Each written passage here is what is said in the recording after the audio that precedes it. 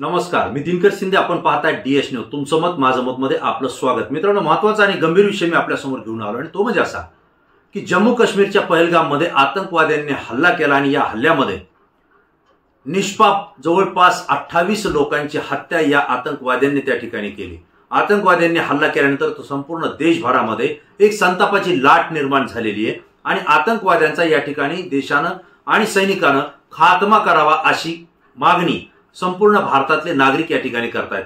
परंतु याच वेळी यापूर्वी एकदा आतंकवादी हल्ला झाला होता आणि त्यावेळी राज ठाकरे जे की महाराष्ट्र नवनिर्माण सेनेचे पक्षप्रमुख आहेत, त्यांनी कोल्हापूर येथे एका टीव्ही चॅनलच्या उद्घाटन प्रसंगी एक भाषण केलं होतं आणि या आतंकवादी हल्ल्याच्या संदर्भात त्यांनी एक आपली भावना व्यक्त केली होती. तेच भाषण आज प्रत्येक माध्यमावर व्हायरल होतंय. लोक या भाषणाची चर्चा करतायत. हे भाषण का व्हायरल होतंय हे भाषण मी तुम्हाला या ठिकाणी ऐकवणार आहे.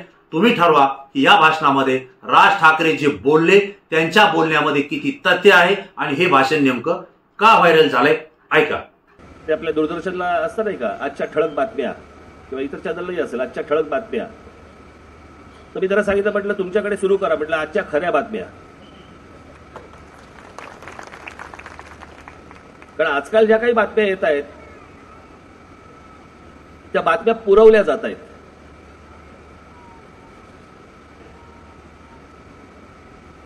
निवडणुका आता कुठच्याही क्षणी आचारसंहिता लागेल. निवडणुका तोंडावरती आहेत. बातम्या युद्धाच्या चालू आहेत, बातम्या काश्मीरच्या चालू आहेत आणि बाकीच्या बातम्या बंद झालेल्या आहेत. ज्या गोष्टींवरती गेले 4-4.5 वर्ष आरडाओरड सुरू आहे या देशामध्ये, त्या सगळ्या बंद करून टाकायच्या बातम्या आणि नव्या बातम्या सुरू करायच्या. आज इथे आलेले माझे पत्रकार बांधव, टेलिव्हिजन चॅनलचे असतील, वर्तमानपत्रांचे असतील, हा काय त्यांचा दोष नाहीये. मी माझ्या अनेक सभांमध्ये ह्या गोष्टी बोललो पण आहे की काय दुर्दैव या देशाचं की जिथे वर्तमानपत्र आणि चॅनलचे मालक जिकडे विकले जातात तिकडे पुढे काय बोलायचं अजून.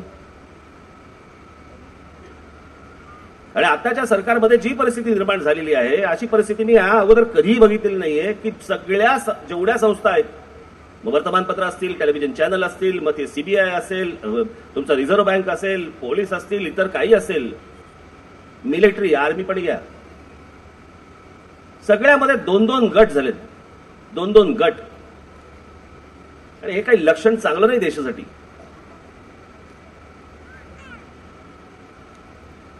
बातम्या कशा दिल्या जातात आणि बातम्या कशा पसरवल्या जातात, बातम्या कशा छापल्या जातात ते अनेकांना माहिती नसतं. म्हणून काही 2 गोष्टी तुम्हाला सांगतो, जरा कानावरती घालतो तुमच्या.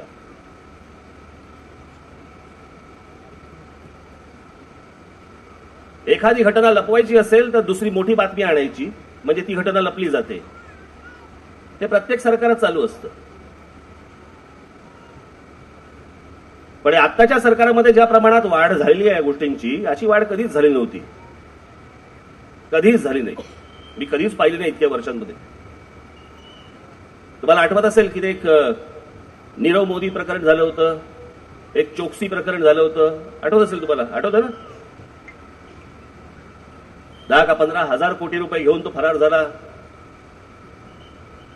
दुसरा पण असे अनेक हजारो कोटी रुपये घेऊन लोक फरार झाले यांच्या काळात, या मोदींच्या काळात.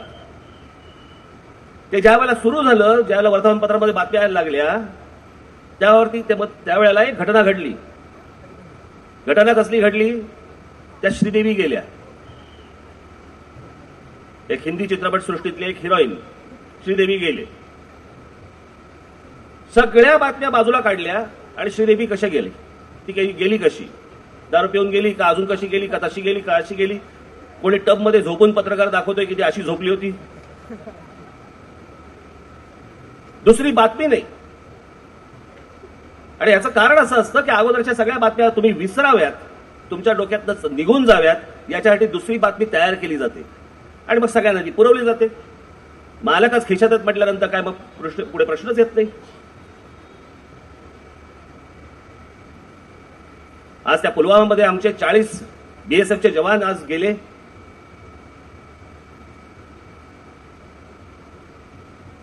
लगेच त्याच्यावरती रोज बातम्या आपल्या सुरू, पाकिस्तानचं पाणी तोडणार का, नळात द्यायचं काय पाकिस्तानचं पाणी तोडायला?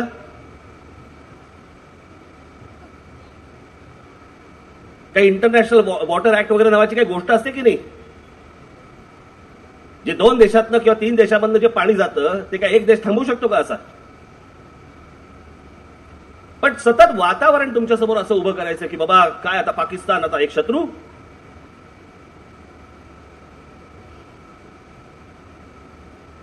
ते जे बीएसएफचे जवान गेले, जे 40 जण, येईल माहिती अजून भरपूर येईल आता पुढे. पण ते जे बिचारे आमचे जे जवान गेले, मी या जवानांना शहीद ते झाले म्हणजे ते गेले बिचारे, पण ते नुसतेच गेले नाहीत, ते राजकीय बळी ठरले.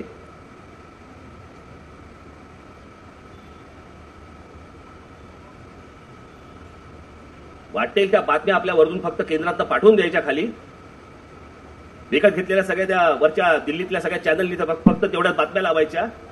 रोज रात्री आपली ती माणसं जमवायची आणि कोंबड्या झुंजवत बसायच्या आणि तुम्हाला सतत असं भासवायचं की बाबा आता युद्ध होणार, आता युद्ध होणार. आता नवीन बातमी सुरू केली, देशातली विमानं हायजॅक करण्याचा प्रयत्न. तुम्ही इतर सगळ्या गोष्टी विसराव्यात, तुम्ही राफेल विसरावं, तुम्ही नोटबंदीमध्ये झालेला गैरव्यवहार विसरावा, तुम्ही इतर जेवढे सगळे विषय, मी ते हे सगळे निवडणुकीच्या वेळेला काढणार आहे. आज तो काही दिवस नाहीये, पण तुम्ही ह्या गोष्टी नीट लक्षात ठेवा की हे काय चालतं. मी काल असंच मला एक व्यंगचित्र सुचलं होतं, पाकिस्तानचं पाणी बंद करणार. मग नदीमध्ये काय आडवा बंधारा म्हणून अमित शहाला बसवणार होते का? अमित शहा जा रे झोप त्या नदीमध्ये, अडेल पाणी आपोआप.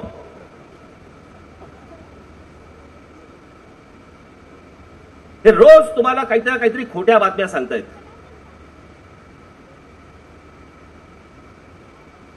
आज तिथे जे 2 गट पडलेले आहेत, मी तुम्हाला खरं सांगतो, आंतरराष्ट्रीय परिस्थिती म्हणजे आंतरराष्ट्रीय दर्जावरती किंवा त्या ठिकाणी आंतरराष्ट्रीय लेवलला ते कोण अजित कोण डोवाल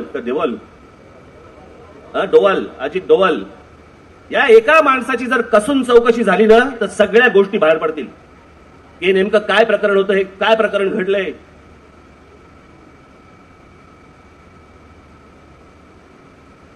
आज तुम्हाला सांगून ठेवतो, निवडणुकीच्या तोंडावरती किंवा निवडणुकीच्या मध्यात अशीच कुठची एक घटना घडवली जाईल, मोठी घटना घडवली जाईल आणि तुमच्या सगळ्यांचं लक्ष हे फक्त त्या गोष्टींकडे वळवलं जाईल. तुम्ही इतर बाकीच्या ज्या काही भ्रष्टाचाराच्या या गेल्या 4-4.5 वर्षातल्या गोष्टी आहेत ह्या सगळ्या विसरून जाल. आणि हे अशा प्रकारची कोणतीही गोष्ट घडवू शकतात.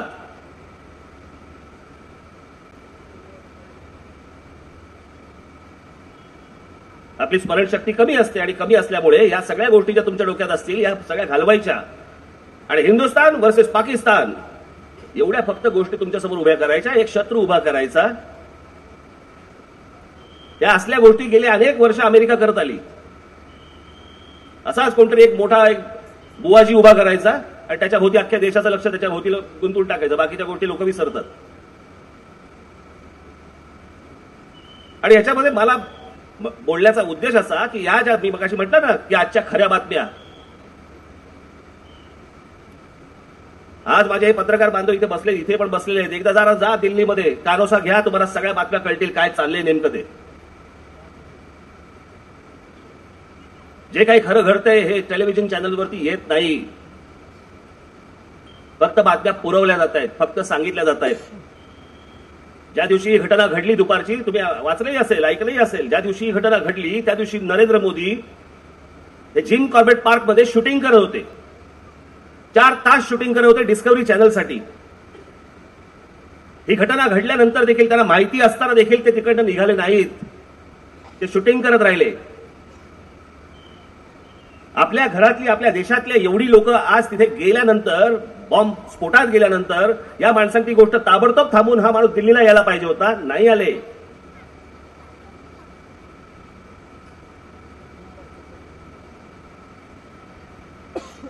आणि त्याच्यानंतर तेव्हा तिथे करत असलेली भाषणं ते बघा ना. अमित शहाचं भाषण चालू होतं त्यावेळेला, नाही थांबलं. नरेंद्र मोदींचं भाषण नाही थांबलं. त्या भाषणामध्ये येऊन परत सांगतायत काय, मला तुमच्या आशीर्वादांची गरज आहे. म्हणजे काय, मतं मागताय परत. एवढे आमच्या बीएसएफचे हकनाक जवान तरुण पोरं गेली, त्याला काही नाही याचं, मतं मागतायत. आणि म्हणून मला एक शंका आली की हे अशा प्रकारची एखादी गोष्ट घडवतील निवडणुकीच्या तोंडावर किंवा निवडणुकीच्या मध्यात, की जेणेकरून तुम्ही सगळ्या गोष्टी विसरून जाव्यात. या सगळ्या गोष्टींसाठी इतर चॅनल्स काय काम करायचं ते काम करत असतील, पण या चॅनलने त्या प्रकारचं काम करू नये, एवढीच फक्त माझी इच्छा आणि माझी विनंती आहे. सगळाच काय मीडिया विकला गेलाय याच्यातला भाग नाही. आहेत अनेक चॅनल्स आहेत, काही इंग्रजी चॅनल्स आहेत, काही मराठी चॅनल्स आहेत, काही हिंदी चॅनल्स आहेत की जे प्रामाणिकपणे दाखवत आहेत. एक गुजराती पेपर आहे गुजरात समाचार नावाचा, तो या सगळ्या गोष्टी या सरकारच्या विरोधातल्या मांडतोय. गुजरात समाचार गुजराती पेपर आहे. मग त्याच्यावरती बॅन टाकणं, तो बंद करायला लावणं, अनेक गोष्टी त्याच्या सुरू आहेत. साम दाम दंडभेद या सगळ्या गोष्टींमधनं पत्रकार विकत घ्यायचे, मालक विकत घ्यायचे, हे सगळं एवढे उद्योग सुरू आहेत या देशामध्ये. खऱ्या गोष्टी कोणी काढायला सांगितल्या, काढल्या, गप्प बसवला जातो. वेगवेगळी दबाव येतात त्याच्यावरती, मालकांवरती वेगवेगळे दबाव येतात. त्या एनडीटीव्हीवरती आठवतंय तुम्हाला, एनडीटीव्हीने सगळ्या बातम्या द्यायला सुरुवात केली, त्यांच्यावरती रेट्स टाकले, त्यांच्यावरती प्रणव रॉय आणि या सगळ्यांच्या वरती घरावरती रेट टाकल्या. पण प्रणव रॉय वगैरे सारखी माणसं ही जुनी खिलाडी आहेत. ते काय ऐकतात का? ते काय थांबतात काय? त्यांनी अजून जोरात सुरू केलं त्यांच्या विरोधात. आज मराठी चॅनल्स पण आहेत, काही मराठी चॅनल्स आहेत की ज्या खऱ्या बातम्या दाखवत आहेत,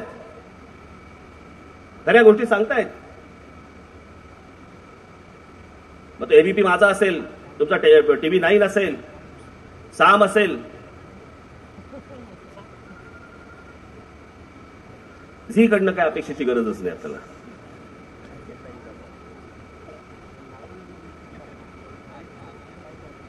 तो कोण तुमचा अर्णब गोस्वामी, काय माणसं बदलतात पैसे मिळाल्यानंतर, काय मला कळत नाही. टाइम्स नाव मध्ये बोंबळणारा हाच तो अर्णब गोस्वामी, याच मोदींच्या विरोधात बोंबळणारा, अचानक स्वतःचं चॅनल निघतं काय, बाजूनी बोलायला काय लागतात. बऱ्याचदा 2-4 वेळा, एक काय 7-8-10 वेळा झालं असेल, माझ्याकडे त्यांनी मुलाखत पाहिजे म्हणून माणसं पाठवली. म्हटलं मी पेड चॅनलला मुलाखती देत नाही.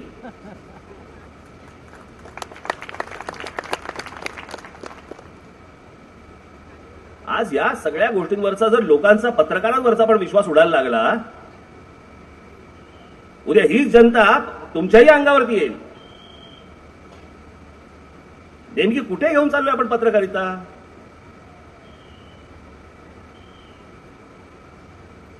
कोणाच्या खाली घालतोय आपण? ज्या गोष्टी खऱ्या असतील, जी गोष्ट सत्य असेल ती सांगा ना. आमचे वाभाडे काढता ना तुम्ही. अर्थात आमचे वाभाडे काढता म्हणून त्यांचे वाभाडे काढा असं नाही माझं म्हणणं, परंतु ते ज्या चुकीच्या गोष्टी करतायत त्याचे वाभाडे तुम्हाला काढायलाच पाहिजेत, त्या गोष्टी केल्याच पाहिजेत. आणि म्हणून आजच्या या चॅनलमध्ये आज भरत कुमार राऊतांसारखा माणूस आज तिकडे आहे, ही व्यक्ती आहे, जे महाराष्ट्र टाइम्सचे संपादक झाल्यानंतर त्यांनी महाराष्ट्र टाइम्सला एका वेगळ्या स्तरावरती नेऊन ठेवलं. आणि जे खरं आहे, सत्य आहे ते. आज लोकांना या चॅनलमधनं खऱ्या गोष्टी मिळतील. काही गोष्टी ह्या तुम्ही एक्सपोज केल्या पाहिजेत. काही माणसं तुमची दिल्लीमध्ये असली पाहिजेत. दिल्लीमध्ये जाऊन तिकडे कानोसा घेऊन नक्की काय चाललंय हे तुम्ही बघितलं पाहिजे. आज सगळेच एकमेकांच्या विरोधामध्ये उभे राहत आहेत, सगळ्या संस्था आपल्या. हे काही बरे दिवस नाहीत, हे चांगले दिवस नाहीत किंवा हे अच्छे दिनही नाहीत. आणि म्हणून या चॅनलवरती एक मोठी जबाबदारी आहे. अत्यंत जबाबदारीने हे चॅनल आपण सगळ्यांनी सांभाळावं. जे कोणी त्याचे संपादक आणि इतर सगळे लोक जे आहेत त्यांनी अत्यंत जबाबदारीने ही गोष्ट सांभाळावी. तुम्ही घराघरामध्ये लोकांच्या जाणार आहात.